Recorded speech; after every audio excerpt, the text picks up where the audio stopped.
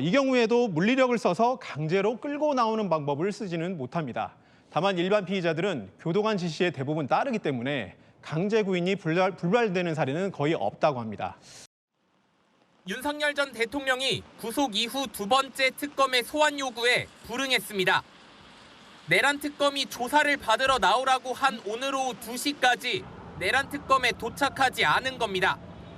오후 2시까지도 윤 전 대통령이 오지 않자 내란 특검팀은 곧바로 서울구치소 측에 강제 구인 지휘를 내렸습니다.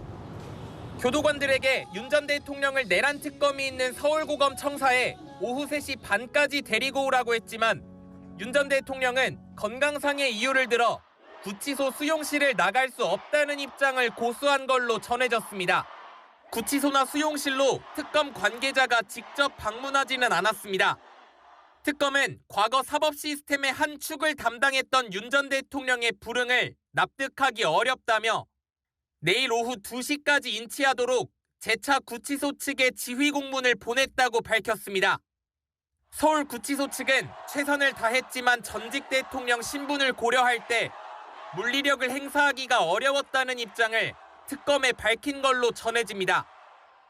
윤 전 대통령은 지난 1월 1차 구속 때도 고위공직자 범죄수사처의 소환을 거부해 조사가 무산되기도 했습니다.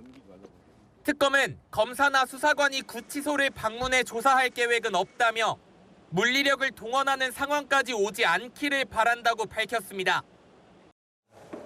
내란 특검이 윤석열 전 대통령의 외환 혐의와 관련해 본격적인 강제 수사에 착수했습니다. 오늘 내란 특검은 국방부를 포함해 군사시설 24곳에 대한 동시 압수수색을 벌였습니다. 드론작전 사령부와 무인기 이륙 장소로 지목된 백령도 군부대, 국군 방첩사령부와 국방정보본부, 국가안보실 등이 줄줄이 압수수색 대상에 포함됐습니다. 특검의 압수수색은 윤 전 대통령의 외환 혐의를 정면으로 겨누고 있습니다. 지난해 10월 벌어진 우리군의 무인기 침투가 계엄을 앞두고 북한의 도발을 유도하려고 윤 전 대통령이 지시한 것인지가 핵심입니다. 특검은 북한에 투입된 드론에 정보 수집용 촬영 장치가 아닌 대북 전단 살포 장치가 설치된 점도 북한 도발을 유도할 목적이라고 의심하고 있습니다. 하지만 무인기 투입이 정찰 목적이 아님을 입증해야 외환죄 기소와 처벌이 가능해 향후 윤 전 대통령 조사에서도 이 부분을 집중 추궁할 걸로 보입니다. 평양 시내를 하늘에서 내려본 모습입니다. 노동당 청사와 외무성이 몰려있는 북한 권력의 심장부에 15호 관저가 보입니다. 김정은의 여러 숙소 중 추정되는 한 곳입니다. 김병주 더불어민주당 최고위원은 실제 드론사령부에 근무 중인 간부들에게 제보를 받았다며 윤석열 정부 당시 군에서 보낸 무인기 도발 목표 지점이 15호 관저였다고 주장했습니다. 15호 관저는 김정은의 생모가 거주했던 숙소이자 김정은이 어린 시절을 보냈던 곳입니다. 계엄을 위한 명분으로 북한의 군사적 대응을 끌어내기 위해 김정은을 상징하는 장소를 골랐던 겁니다. 김 최고위원은 우리 군이 지난해 말 최소 3차례 무인기를 날려보냈는데 10월 3일 1차로 보낸 2대, 10월 8일 2차로 보낸 넉 대가 이곳을 겨냥했다고 설명했습니다.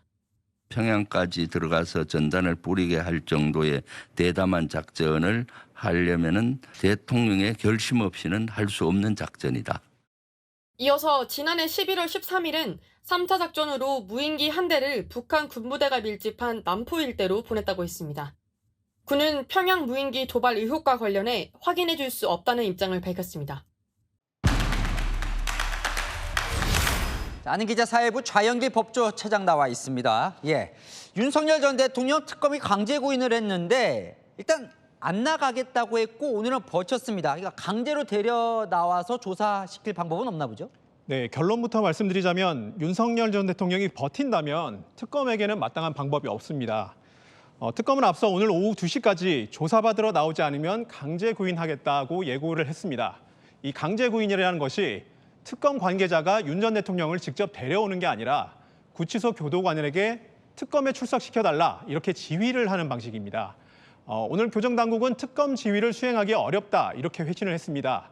전직 대통령인 점을 고려할 때 강제 물리력을 동원하기 어려웠다 이렇게 설명하고 있습니다. 그러니까 전직 대통령이라 강제로 끌어내지 않겠다는 건데 그럼 뭐 좀 특혜라고 봐도 되는 거예요? 어때요? 네, 일반 수용자들도 구속 이후에 검찰 소환에 불응하는 경우가 종종 있습니다. 이 경우에도 물리력을 써서 강제로 끌고 나오는 방법을 쓰지는 못합니다. 다만 일반 피의자들은 교도관 지시에 대부분 따르기 때문에 강제 구인이 불발되는 사례는 거의 없다고 합니다.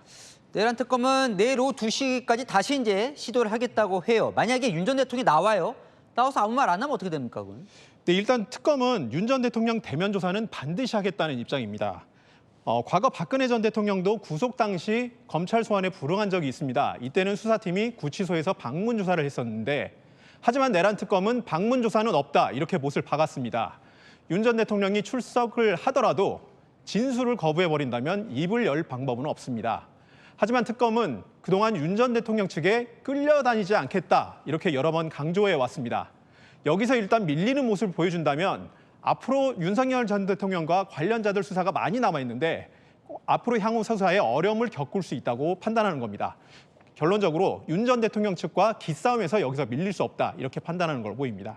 근데 이제 윤 전 대통령 측 이야기를 좀 들어보면 출석에 응할 수 있는 상황이 아니라고 하는 거예요, 그죠? 뭐라고 합니까? 네, 윤 전 대통령 측이 지적하는 거는 크게 세 가지입니다. 변호인 측은 당뇨나 눈질환 때문에 약 복용이 필요한데 제대로 조치가 되지 않고 있다 이렇게 주장하고 있습니다. 그리고 운동 시간도 제대로 보장되지 않고 있다고 하고 있습니다. 지지자들 사이에서는 폭염에 에어컨이 없는 독방에 가두는 게 인권 침해라는 주장도 나오고 있습니다. 실제로는 어떻게 봐야 됩니까? 인권 침해나 뭐 차별이라고 볼 만한 대목이 있는 거예요? 네, 하나하나 따져보면 다른 수용자들에 비해서 특별히 차별받고 있다 이렇게 보기는 어렵습니다. 법무부는 외부 약품을 반입을 허가했다 이렇게 설명하고 있고 운동 시간도 다른 수용자와 똑같이 하루 1시간씩 허용하고 있다고 설명합니다. 다만 윤 전 대통령에겐 다른 수용자들과 분리시켜서 운동 시간을 주고 있다는 점이 차별점인데 서울구치소 원형운동장은 여러 개의 격벽이 있기 때문에 수용자들을 분리시킬 수 있습니다. 그리고 에어컨 없이 선풍기로 지내는 수용실 냉방 상황도 다른 수용자와 다르지 않습니다. 오늘 소환을 거부하고 윤 전 대통령은 구치소 안에서 뭘 했을까요? 알 수 있습니까? 네, 윤 전 대통령은 오늘 하루 일과 대부분을 변호인 접견에 썼습니다. 가족이나 지인이 찾아가는 일반 접견은 보통 한 번에 30분씩 시간 제한이 있습니다. 하지만 변호인 접견은 피의자의 방어권 보호가 목적이기 때문에 따로 시간 제한이 없습니다. 윤 전 대통령 입장에선 변호인과 사건 대응을 논의해야 된다면서 특검 소환에 응하지 않는 명분을 갖는 효과가 있습니다. 여기에 더해서 선풍기만 있는 독거실과 달리 접견실은 에어컨 냉방이 되기 때문에 잠시나마 폭염을 피할 수 있다는 이점도 있습니다. 네, 장영길 차장은 잠시 후에 또 좀 이야기 나눠보겠습니다.